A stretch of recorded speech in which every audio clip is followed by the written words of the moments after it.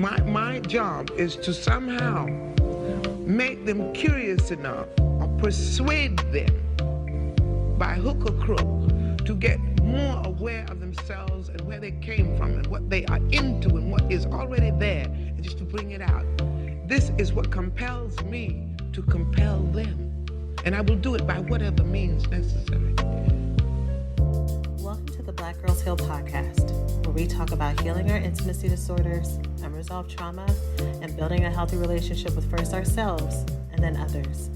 Every episode, we will talk about advice you can apply today to break unhealthy patterns and grow in your self-worth.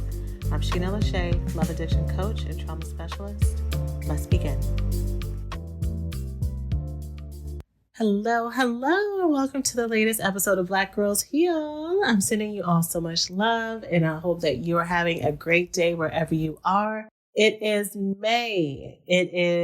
I'm recording this on the first day of May, but it's going to be uploaded at the beginning of May. And if you're here in the States, that means that it is Mother's Day month. In a few weeks, we will be celebrating Mother's Day. And Mother's Day can bring a lot of different emotions based on all of our stories. For some people, it can bring a lot of joy and happiness and excitement and gratitude. For others, it can bring a lot of sadness and yearning and longing and regret and anger and rage and confusion and helplessness and hopelessness. And for many of us, it's a combination of all those emotions and grief and a lot that goes with it. And so this is a very tender time for many of us, for those of us who ignore it and say it's just another day, and for others who can't, and for others who don't because it's a day of celebration for them.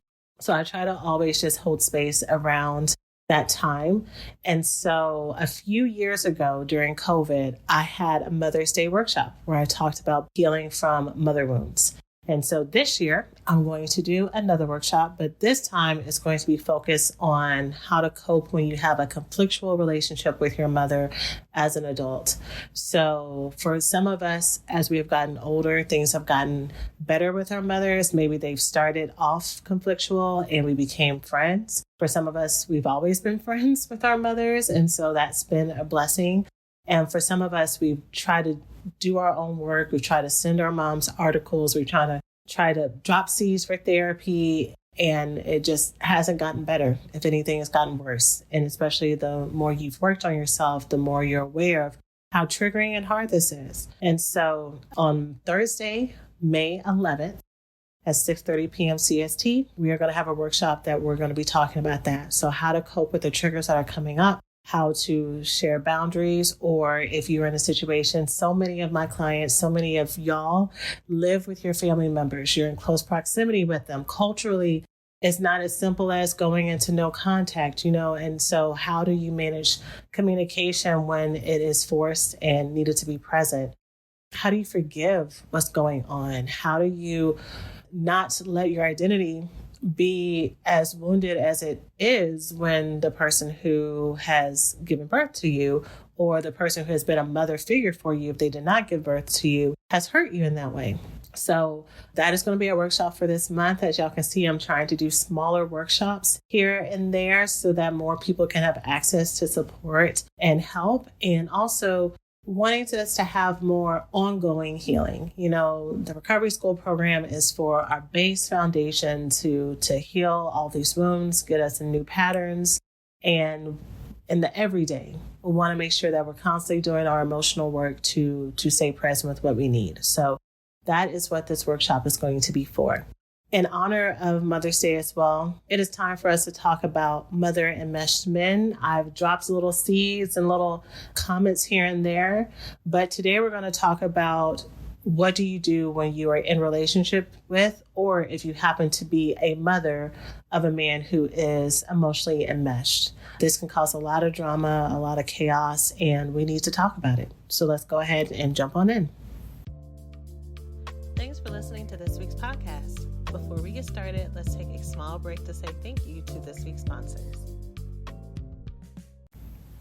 So let's talk a little bit more about what I mean when I say mother enmeshed men. So I've said in a previous podcast episode how having a healthy relationship with one's mother is a beautiful thing. And this is across a gender spectrum. And so a man having a healthy, close, intimate relationship with his mother is not a red flag. However, when it shows up as him having a loss of his own sense of identity, an inability to say no or to figure out what it is that he wants and what he needs, for him to feel as if he is betraying his mother, for him to make healthy decisions for his career, for his finances, for his romantic life, for his body image, for himself, that it all has to get channeled through his mother. That is extreme enmeshment and extreme codependence. And what happens in these types of relationships is that it's hard, well, impossible for the man to have a healthy relationship with another woman because he is already in that emotionally enmeshed relationship with his mother. And so that man feels very trapped. And a lot of times what happens is because he has that emotional obligation to his mother to protect her, to be her partner, to shelter her. And if he steps away from that, he has learned both overtly and covertly that if he does that, he's a bad son, that something bad is going to happen, either verbally, emotionally, that mom might hurt herself, mom might be depressed for weeks on end, mom might shut him out. He has learned through years and years of that type of emotional abuse, and sometimes physical and sometimes more, that he is not allowed to leave. And so the same emotions that he has not been able to give to her, the rejection, the saying no, the rebellion, the standing on his own 2 feet and digging his heels in, because he can't do that with mom, he will do that with whatever other primary relationship is with a woman that he has in his life. And if he is heterosexual and if he is with a woman, then that will be you. So that's why many of us, if we have ever been in a relationship with a man who is emotionally enmeshed with his mother, we can feel so confused around the circus of you will bend over backwards and you will do everything you can to be accommodating to your mother and to her wishes and to her whims. But with me, you don't even care at all. And if anything, you're a little bit more antagonistic, or a lot more antagonistic with me versus with her. And you're like, I don't understand why. And then you will start a lot of fighting to be heard.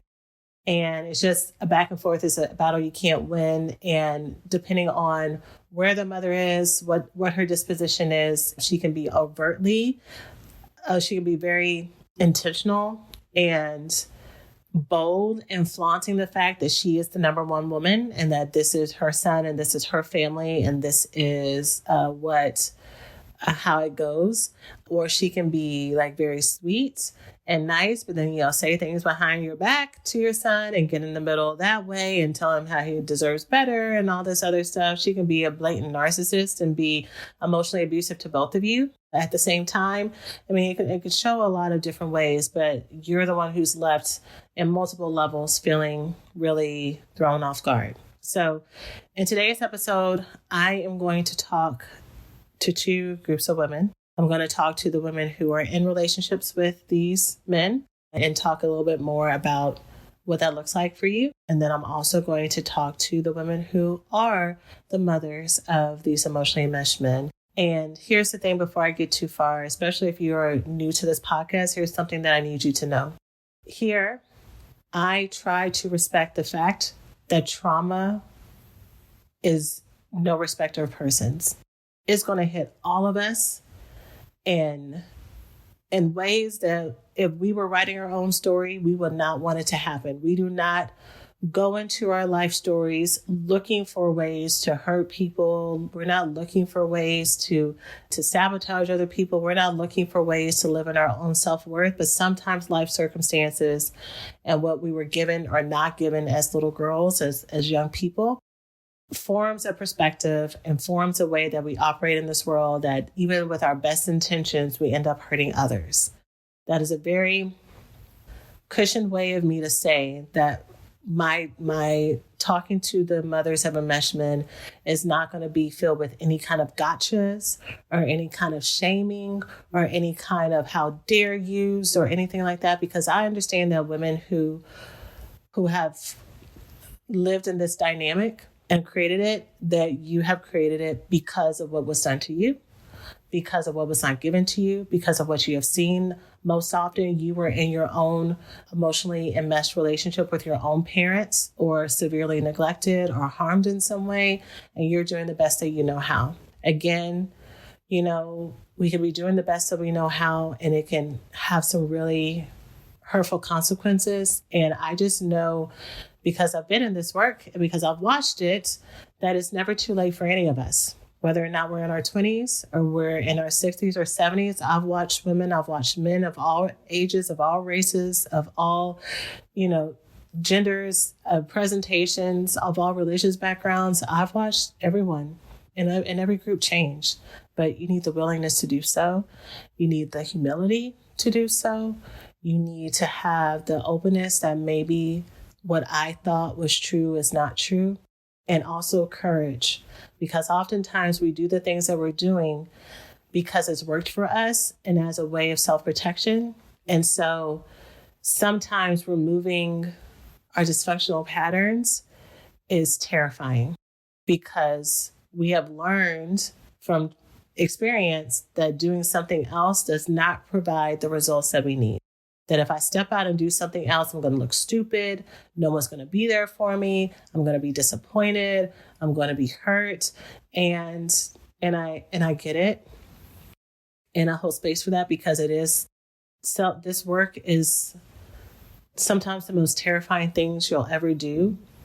And it's in your mind's eye, but it can feel like that you are literally stepping off of a cliff and you're about to fall off. Like you feel it in your body, You feel these emotions and you feel the terror and you feel the fear in your body. And I just want to name that, and I want to respect that. And I want to say that if you allow yourself to use the right tools, the right method, to have the right people in your corner, you can make these changes in a safe way and not have the same results from before. So I'm saying that with all the tenderness that I can for moms who have unknowingly or even knowingly created these types of dynamics with your sons, with your daughters, with other people where they feel obligated to you, that it has been safer for you to own them versus to allow them the ability to move forward. And even me saying owning them in respect to you may feel pretty strong, because for you, it may feel like you've been trying to protect them. That you've seen the dangers of this world through your own experience. You've seen how life can completely turn at the drop of a hat, and you've wanted to protect your children no matter the age, whether or not they're 4 or 40. They're still your babies, and you want to help them. And I hope that this podcast episode and talking about what the experience is like on the other end of that for your child helps give you a little bit of openness for maybe in that protective intention, something has gotten a little bit lost. And then also for you to be able to live a life where you can, even though, what's the phrase that says having a child is like having your heart step out of your chest and walk around. Even with having your heart walking around in the world, that you're still able to learn and find how to have access to your own pleasure, your own identity, your own community, your own love, your own romance that is built on what's inside of you, and not built on whether or not people are following the rules and doing what you want them to do. So we're going to start with the first side, though, and we're going to start with what it's like to be in relationship with these types of folks. So in the intro, I said a lot of what this looks like for people who are for men who are in emotionally enmeshed relationships with their mothers. And the thing about manhood, and this is me as someone who's not ever experienced manhood, but what I've seen and learned and heard from the men who have been in my circle and been in my care, is that being able to stand on your own and being a leader and feeling strong and feeling seen is so important. Even more important than, for us, we need to feel loved and nurtured and adored and cared for. And that's what makes us feel safe. And for men, even though everyone needs to feel loved and everyone needs to feel respected and everyone needs to feel seen, right? So we all know that is common across the board. But for men, the way that they feel loved and seen is by feeling respected and being able to step out and have these journeys and have these adventures and kind of these coming of age moments. And I'm trying to find a way to emphasize that doesn't sound cliche, because I know it's so easy in today's time for that to kind of be washed away and say, well, everybody needs that. And I really need for us to suspend our judgment just for the next 45 minutes to hear this, to try to understand, same pitch I gave to all groups, to just let's go into this with the possibility that maybe there's something else to learn. And if not, you can throw it away. As always, throw it away if it doesn't align. So with that being such a core need, if or when they grow up in a family that from jump is completely emasculating in the way of, you are not allowed to have an identity outside of me. You are not allowed to make a decision without it going through me. And if anything, what your purpose is to be my sounding board and to be what I want, and I'm going to mold you and I'm going to punish you either emotionally, mentally, physically, spiritually, sometimes sexually, to be what I need you and want you to be. And that is crippling. And these men will grow up and they will be 6'4" or sometimes 5'2", but they will have facial hair and beards and these big, strong bodies and still feel so crippled on the inside and still feel so unsure and still feel so doubtful because they were never given an opportunity to learn who they are as people and as men and what that looks like for them. If anything, their leadership has been channeled into being the leader of this dyad family, whether or not it's him and his mom or if he was the parent inside the family system. But that is what his charge in life is, right? And so, like I've already said before, for those of us who have experienced that type of intensive trauma and that aggressive trauma and that intrusive trauma, where you've had people who have been so critical of you and told you what you could and couldn't do and not allowed you to breathe, you know how suffocating that is. You know how overwhelming that is. You know how infuriating that is, right? And then again, for those of you who have also or currently are also in emotionally enmeshed relationships with parents or caregivers or other people, you feel helpless because you're not a heartless person. You care about this person. So even though you feel angry and resentful, you're still going to be there because you love them, right? And so this can manifest in so many different ways. Sometimes it manifests as a very overt mama's boy. So a very kind-hearted, loving, but also docile man who allows you to be in charge and is, emotionally expressive and all these things until it comes to the boundaries with his mom. He can be a fully compatible and cooperative partner with you, but then when mom comes around, he regresses to being 3, 4, 5 years old. And yes, ma'am, and whatever you need. And even sometimes, I've watched men kind of go lifeless. Like they're physically present and they're there, but like their eyes glaze over, their shoulders slump, and they just, they kind of freeze and they just learn to whatever is happening right now, whatever's happening in space, whatever mom is saying, whatever she's asking for, just go still and go along with it. And so if you're the romantic partner with someone like that and you're watching mom say or do things that are emotionally abusive or ask for things that are going to put him or you or the family in trouble financially, or, he's really tired and she's asking for something that's completely outrageous for him to do and he just goes along with it. You're watching this and you're like, you just told me how much you hate this, or I see what this is doing to you. Stand up for yourself. And he goes lifeless and you're like, what is happening? It's because he has learned that this is how you survive. This is how you live. This is how not only you give love to your mom, but you also receive love from your mom as well. He has most likely, in many cases, for many families, they have watched their moms go through depressive episodes. Their moms have shared their trauma with them about how people have abandoned them and not been there for them. Sometimes the fathers are still present. They're still alive. They're still in their relationship, but the fathers have been squeezed out either by son becoming the new surrogate partner, or dad has left, or mama has complained about dad for so long. And so the son has become the protector and the savior in that way. And, when you are in the receiving end as a partner and you're watching this, and most of the time, men who are like this, they get with women who are just like their mothers. They get with women who are most likely strong personalities, who are also very independent and are able to call shots. So it merges very well with the men who kind of go along to get along.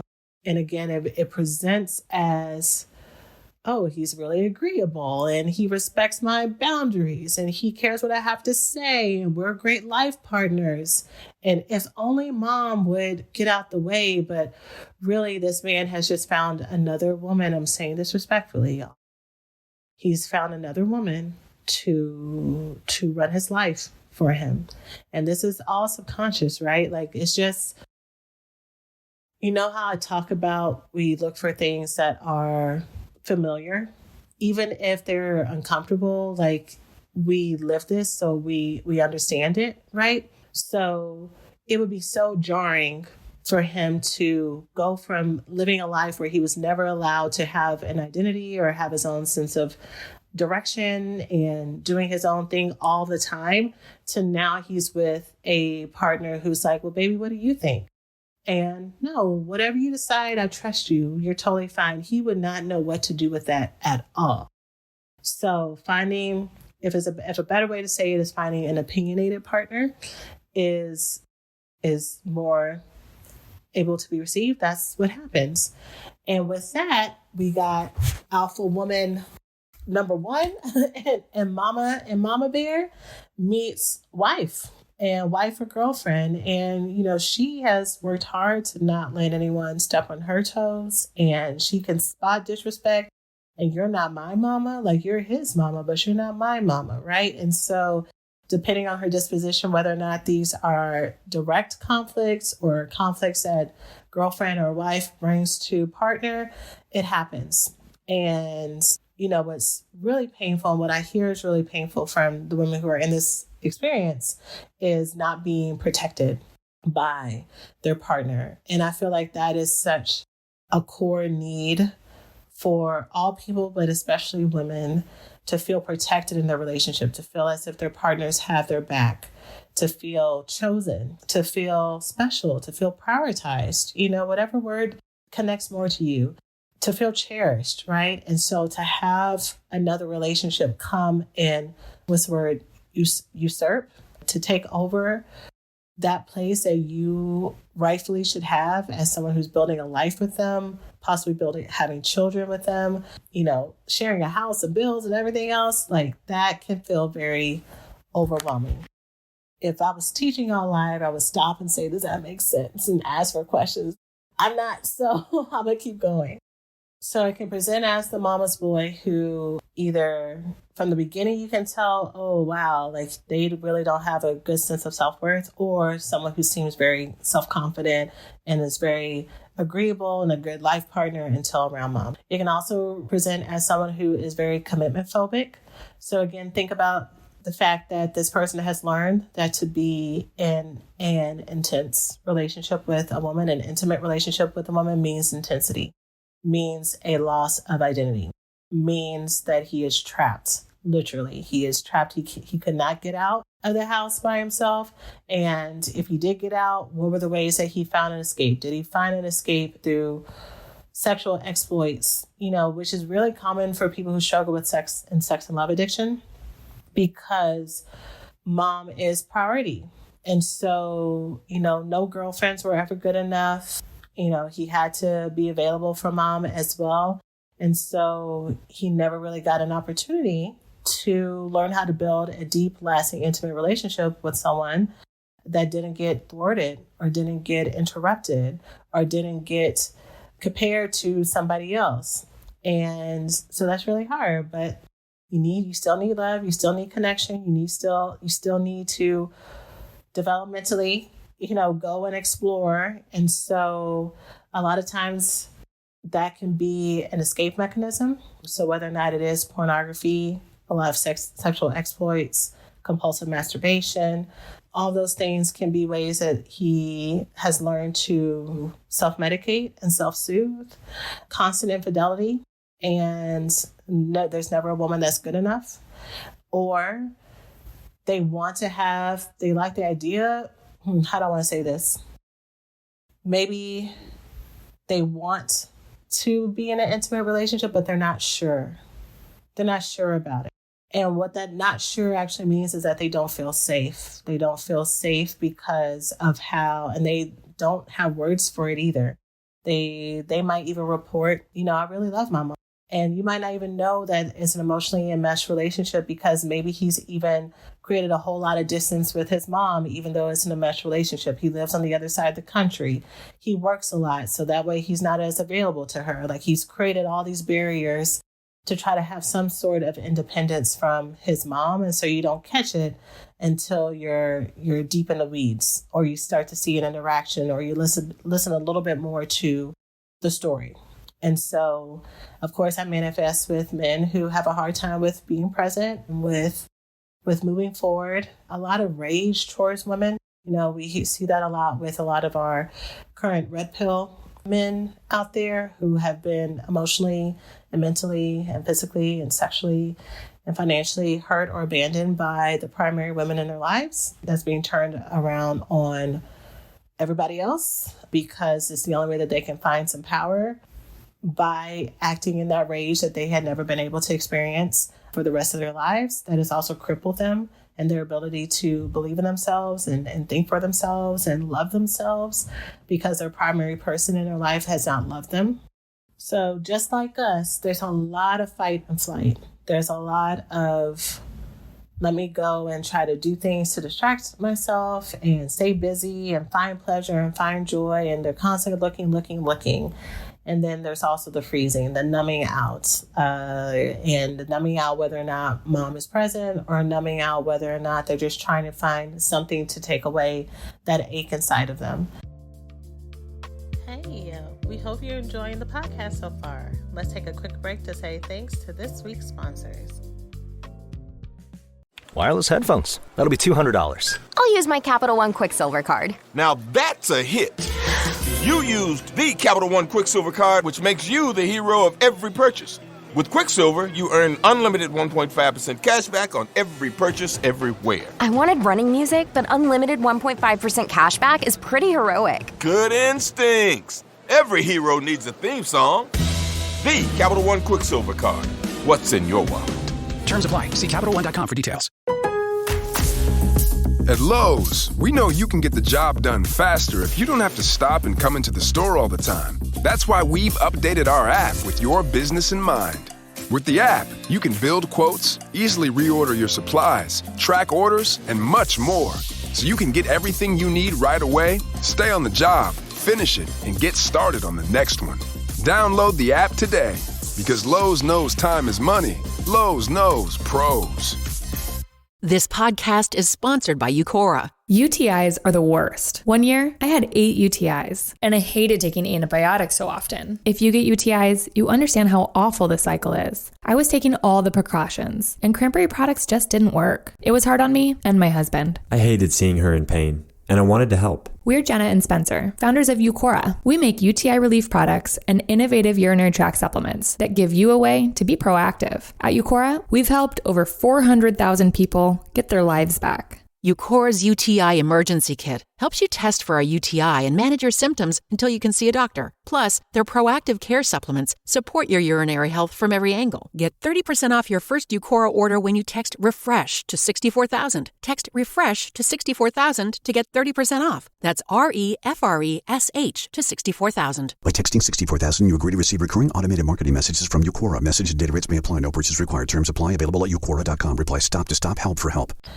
And so to be in a relationship with someone who's like this, so it happens one of two ways. Sometimes for some of us who are used to being saviors, we come in and we see partners who from the onset are, y'all have heard me talk about the broken wing syndrome. They come in and they look like puppy dogs. They look like someone that we can help and fix. And, they say that they want help and they're very, again, emotionally expressive about where it hurts and what they need and everything. And you're like, done. Got you. I love you. You're amazing. And you want help and you want someone to be present. Baby, I'm here. And you're there. And months pass and years pass and you start to realize that this person is still struggling with flying. They're still struggling with believing in themselves. They're still struggling with what they want to do and who they are and everything else. And so you coming in as surrogate mom, even though you started as lover, but you came in as surrogate mom. And, I'm saying this because I've done this. You come in ready to help. For those of us who do this, one of the healing milestones that we have to learn is the difference between love and pity. The difference between love and I love you because I'm needed, or I love what I get to do for you, and versus I love you. And learning how to be with people who are on our level or above. Like, how have you ever been in a relationship with someone who was on your level and above, and you felt that you deserved to be there, and you didn't feel restless? Someone who challenged you with the same amount of energy that you would challenge them, and that y'all are able to come to a compromise that it doesn't have to result in a yelling match and anger and resentment and you're trying to beat me down and you're trying to take away my power. For those of us who are used to mothering other people, whether or not as friends or lovers or other people, we often have two modes. Either we become the mother where we get to be in charge, or we are very protective because we're used to other people who are most likely healthy people coming in and trying to, they're telling us their opinion and what they want and what they need can feel threatening until we realize that they're not a threat. And sometimes we're able to realize it during the relationship, and sometimes it's not until hindsight, once we do our own personal work. So like I was saying, getting into relationships with these type of men comes in one or two ways. So either the one I just went over for the last several minutes is they come in and you see them tender, you see them broken, but they're willing, right? And you're like, bet, I got you. And because it's not coming from their own internal compass and what they want, and you're trying to stoke the fire, right? You're like, you said you wanted help. You said you wanted this. You said you wanted to stand up to your mom. You said you wanted to get this career. You said. They're not actually moving. And if they are, they're moving at a glacial pace. And also, like I said before at the beginning, that same rebellion and pushback that they were not able to give to their mothers as their primary figures, you get it, right? They're able to say no to you. They're able to say, you don't understand me, or they're able to say, okay, and then not do anything. That is their rebellion. That is, when you think about what age that is, it's probably preteen, sometimes younger, but they get to work out their trauma through you, and you get to get pissed off and riled up for it. And then the other examples, like I said, they're a little bit more higher functioning. So they have a career, they have a job, they're able to sit and express their emotions and feelings with you and talk with you about what they need and who they are and compromise with you. And then that great confident man that you see disappears when mom is around, when you're left to fend for yourself. And again, hopefully she's not a blatant narcissist or someone who is very bold with her. This is my son. This is my rules. This is my house, even if it's your house kind of thing. But yeah, and you feel it. And, I felt so bad. I can't even remember the name of the story, but some of y'all may have seen that, the story of the soccer player he was married to his soon-to-be ex-wife for a few years. They had a few kids. And so she went to file for a divorce and thinking that he was, a multimillionaire. Come to find out he was broke. And that's because he had been depositing his money into his mom's account for the last who knows how long. And so his mom had all this money. And I was like, you would see some comments and like, that man was like so smart and da-da-da-da. First of all, I'm like, what kind of character would you have to be intentionally channeling money that's supposed to be for your family, like all of it, to your mom and not leaving anything for your kids and for your wife? Like, then I was like, this is absolutely probably an ideal of his mom. I read some other things that people were like, this is stuff that people do all the time. But I was like, that's a whole other level. Even if people do it all the time, like to be for over a long period of time, putting all your money in your mom's account. And then it also made me think, based on especially what I'm talking about right now, I was like, that poor woman, like I wonder what life was like in that house. And if she actually got to have a relationship with her partner versus she was, maid or childbearer, but not ever wife and partner compared to his mom. So what do you do if you're in this type of relationship? I've already shared a few things for you to keep in mind. And the first thing is, I want you to know that your feelings matter, that you deserve to be in a relationship with someone who honors you and loves you and treats you as partner and equal. You're not making that up. And it's okay that if this has been going on for a year, 2 years, 10 years, 20 years, it's okay for you to be like, I don't like this and I'm done, because you have one life here and you get to decide what the next chapter looks like and what your days look like. The next things that I want to share, I'm actually just going to put them all together in one thing versus a bullet point, because I think I have to talk about each of them to explain it. So I want you to know that no matter how much standing up to his mother that you do, is never going to motivate him to do it himself. No matter how much you behind the scenes tell him what he should do and what he should say, is also not going to help him, because even if he says what you tell him to say, he's still saying what you're telling him to say. He's still not getting connected to his own sense of self-worth. He's still being puppeted.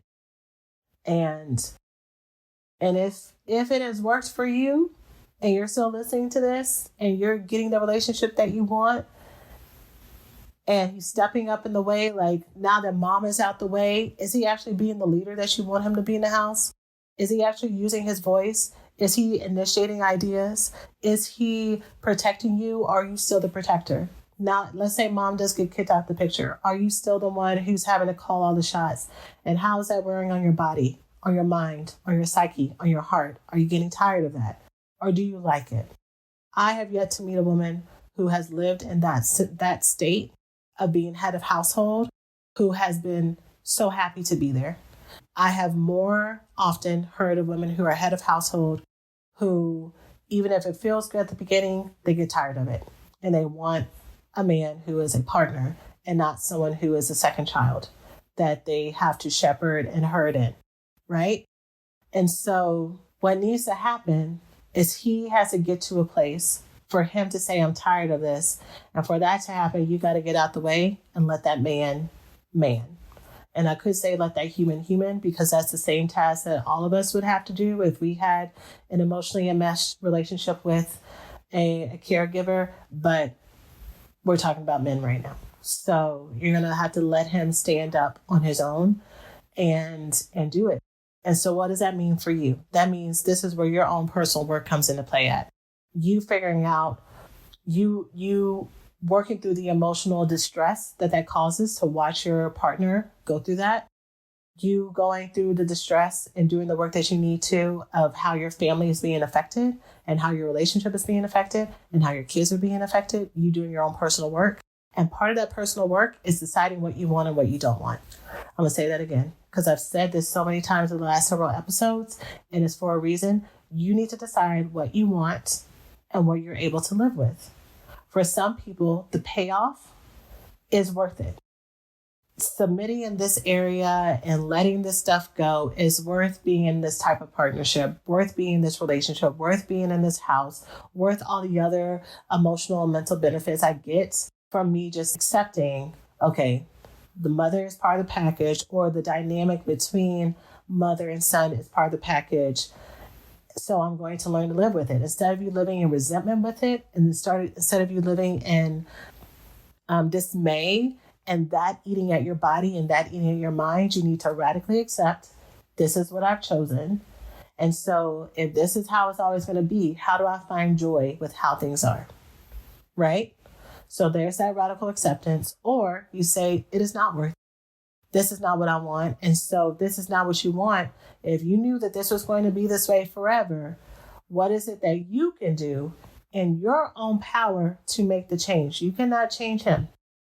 You making changes to try to threaten him to change, and I'm going to leave if you don't, and all that other stuff, he knows you're not going to leave because you haven't left yet. And also, you're only saying that because you're trying to control somebody else. You can only control what you want. So I talk a lot whenever I do workshops, whenever I talk with my students about what are your standards? What are your requirements? What are your expectations? What is it that you want? And your expectations, your standards are your own. Other people can love you so much, and sometimes they cannot meet those standards, and that's okay. That's not you knocking them and saying that they're not good people, and it's not knocking them and saying that they don't love you. But sometimes some people don't have the emotional capability to give you what you need and what you want. And that's the honest truth. And so if you're being honest in that way, what does that mean? Right? And sometimes what happens is when you start to live in your truth, and if you start to make moves based on what you want and what you don't want, and make decisions based on what works for you, what doesn't, and you're saying, for these next several years, I can't imagine continuing to stay this way. And you're making it not from ultimatums, but because you're choosing you. Sometimes people do rise up, and it is a wake-up call. And sometimes it isn't, because trauma is hard. Trauma is scary. I spent the better part of the beginning of this episode trying to explain how terrifying that is. And so many of y'all know that from experience. And so he or she or they, because I feel like at this point, many of y'all are probably thinking about yourselves or thinking about other people in your lives right now. They have to do their own journey. And so do you. Right? And so again, for you, it's you finding the support and help that you need to work through the emotions of what it's like to be in this type of relationship where you feel emotionally abandoned in many ways. I would suggest that you also look at, did I unknowingly recreate some type of dynamic where I've stepped in as mother, and mother being, in his case, his protector, the idea manager, to where in some ways in our partnership that he has regressed. And again, that regression can be in the face of a physical mother, or it could just be if mother is not present. Let's say mother has died or mother is gone and they're estranged. And so it's just you and your partnership. Does he step up as a equal partner, or does he step up as a child? And so what does that mean in that dynamic? What are ways that you can pull back if you have unknowingly stepped into this role? And even in those relationships, y'all, I'm working on revamping our partners course. There was, at one point in the recovery school, there was a bonus course that was called the partners course. And I removed it because the people who had already enrolled have kept it. But I removed it because I was like, I feel like there's something missing here. And one of the things that I feel like has been missing is a little bit more of the nuance and our part of, sometimes we're with people because they, from jump, we shouldn't have been with them from the first place, and they were unhealthy. And sometimes we get with people and by our own dysfunction and by us not being accountable or us not taking ownership of our part and not knowing what it is that we are doing that is dysfunctional, we have created a dysfunctional cycle, right? And so now they are acting dysfunctional, but sometimes it's because of what we come in with, right?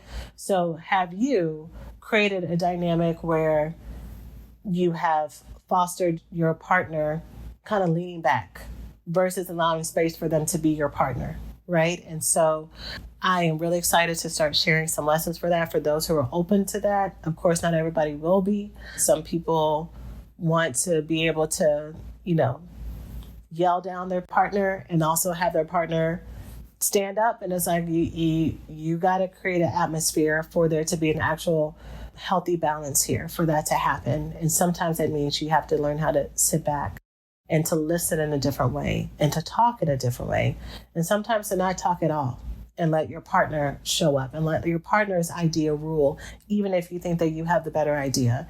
And what do you do with that, with those feelings of when you want to like grit your hands and fight them and say, well, do it this way. It would be just so much easier if you did it this way. And for you to not look at your partner as an idiot, because if you think your partner is an idiot, you're going to treat them like an idiot and they're going to feel that. And then you're going to keep getting idiot behavior versus if you think that your partner is amazing and loving and that if you can see their strengths, what would happen if you played to that versus playing to all the things that you don't want?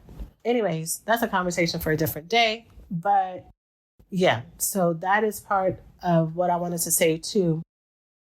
As you're looking at what is it that I want and that I don't want, and what is it that I need, what kind of partner do I want to be? For some people, it may end up being that it's time for you to go. And for some people, it's that you need to work on you, and that will create a different dynamic in your relationship. So hopefully I'm able to get that out this year. So that was a lot. That was a lot focused on what the experience is like for the mother enmeshed man and what it shows up as. And of course, a lot for people who are in partnerships with them. And now let me talk to the mamas. And so if the mamas are still listening, kudos to you, because I know that if you're still listening right now, that means that you're open. It means that you're wanting to hear, is meaning that you don't want your child to be overwhelmed or overrun and to have self-doubt and to be scared. And again, you've been wanting to come from a protective place and a protective stance, and you've been doing your best. And you've been doing your best while doing this alone.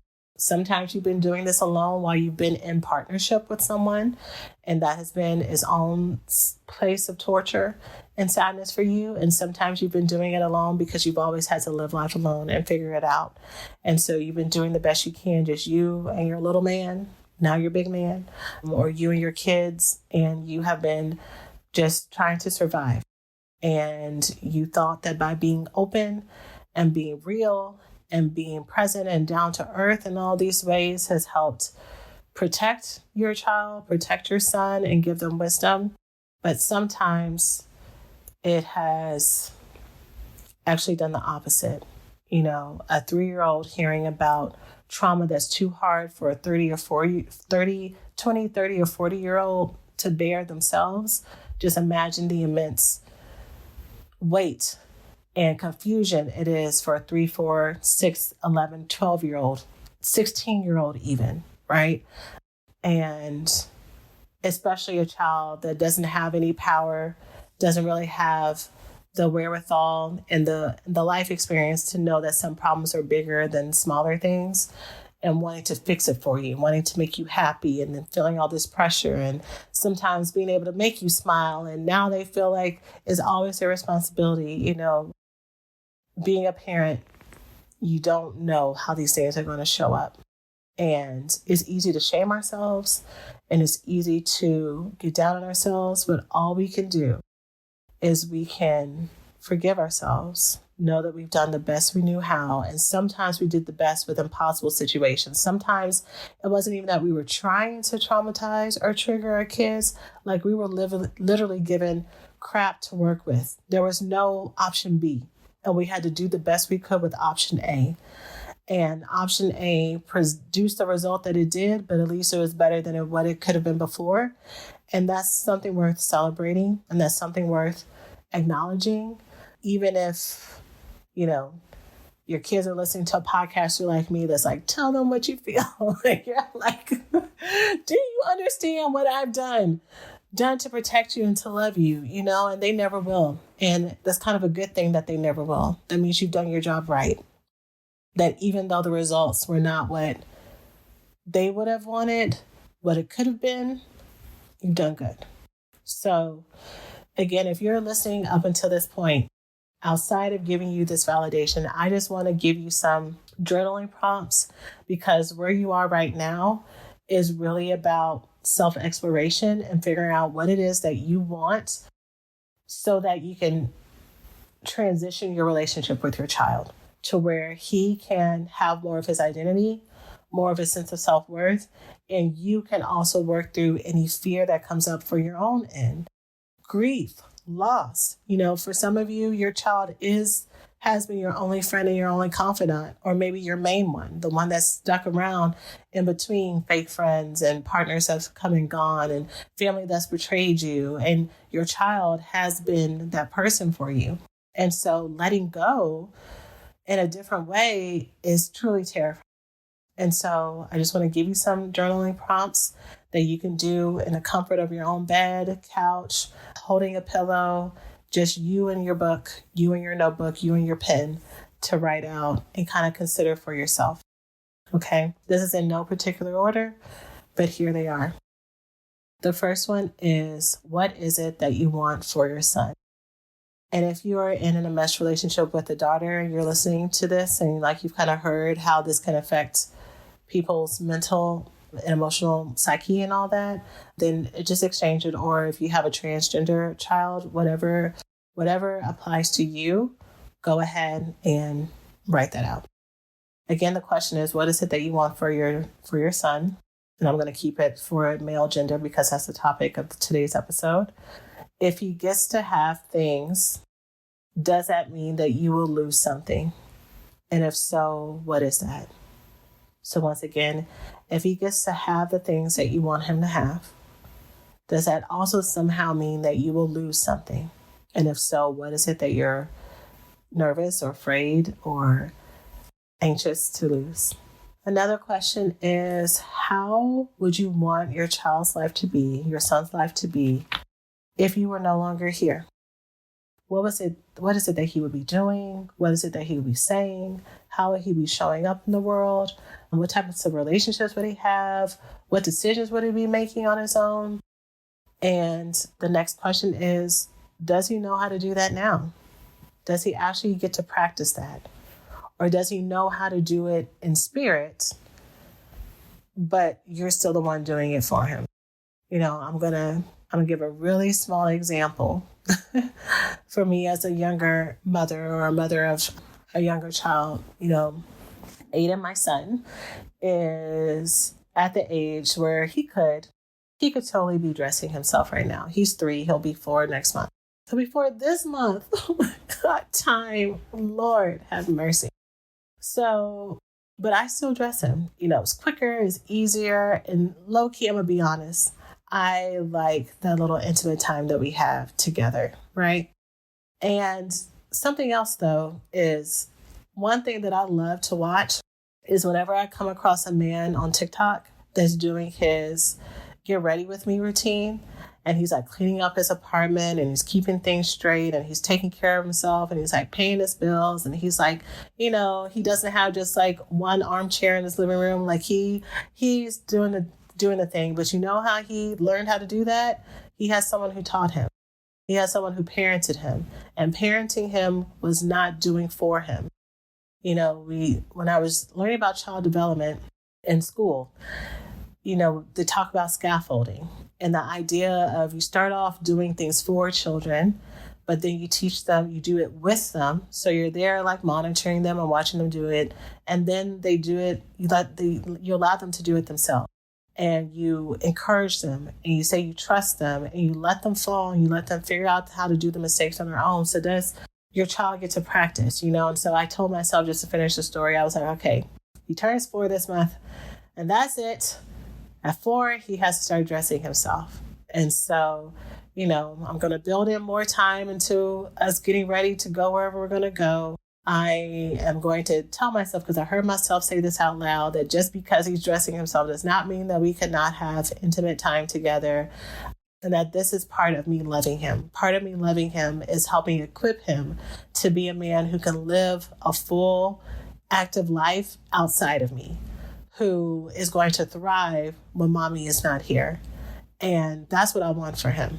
I want him to have the best of what love, finance, adventure, joy, experience at school. I want him to be able to go into everything fearlessly and knowing that he's capable, and not that he needs me. I'm always going to be here.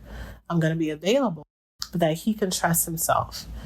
And so, again, that question is, does he know how to do all those things now? And do you allow him to practice it on his own?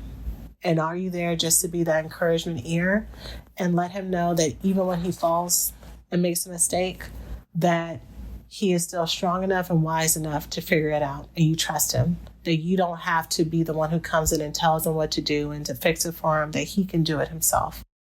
The next question is, do you believe that others can fill the roles for you that your son may have been holding for you?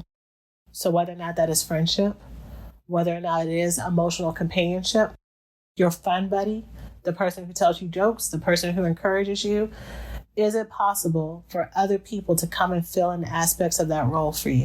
Financial support, is it possible? And if not, why? And if not, then the next question for you is, what if it was possible?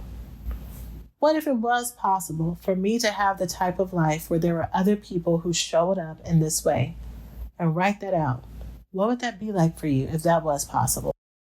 And the last question is, what if it were possible for you to have the type of life that you want now? For you to have full access to happiness and joy that you want at the age you are now, at the state you are now, at the place you are in your life right now? What would it be like if it was possible for you to have that type of life? Okay? So that is today's episode, y'all. It was a lot. It's a longer one today. So I hope that if you're still listening up until this point, you have found it helpful. Again, talked about mother relationships today in honor of our Mother's Day workshop that will be on May 11th at 6:30 p.m. CST. Would love for you to join us. It is in our Healing Circle membership. You can join to attend the workshop, and you can cancel after the workshop if you do not want to stay, and you get to do it all on your own. You ain't got to send no emails. For those of y'all who are afraid of making people mad, you can you avoid conflict because of that. You can join and unjoin at your own convenience within the community. But yeah, we're going to be talking about dealing with a conflictual relationship that you have with a mother. So whether or not it is this emotional enmeshment that we're talking about today, even though we talked about it with sons, I know that many people can relate, or whether or not it is in very overtly aggressive relationship with an intense mom, whether or not she's a narcissist or just someone who has a whole lot of trauma that comes out. and when it's out, it's there. And so we're going to talk about those things today, and there's going to be a Q&A afterwards. For those of y'all who came to the Toxic Friendship Q&A, where we went we went over an hour. So we went like 2.5 hours that night. Y'all already know what that's about. So you know that it gets live, you know that it gets deep, but you know that it is so well worth it. So we'd love to have y'all join me on that night. The link to join is blackgirlsheal.org/workshop, or you can go to our main website, blackgirlsheal.org, and you can click on the work with us and scroll down to where it says Masterclass Workshops, and the link will be there for you to join us. So that is it for now, y'all. I look forward to seeing y'all in that workshop, and I look forward to seeing y'all in the next episode. Take care of yourselves. Hey, so thanks for listening to today's podcast. If you enjoy what you've learned, it doesn't have to stop here. You can check out the blackgirlsheal.org website and grab the worksheet for this week's episode or any of your other favorite episodes from our shop with an overview of the main points, healing circle discussion questions and journal prompts, and challenges that you can take with you into the week. Also, you can check out any of our other self-study and coaching programs, resources, and freebies to help you heal from the intimacy disorders of love addiction, love avoidance, love deprivation, and the trauma that causes it. The best time to start or restart your healing journey is now. We hope you enjoy all of these resources, and until next time, remember you are so loved, and we'll see you in the next episode. Take care of yourselves.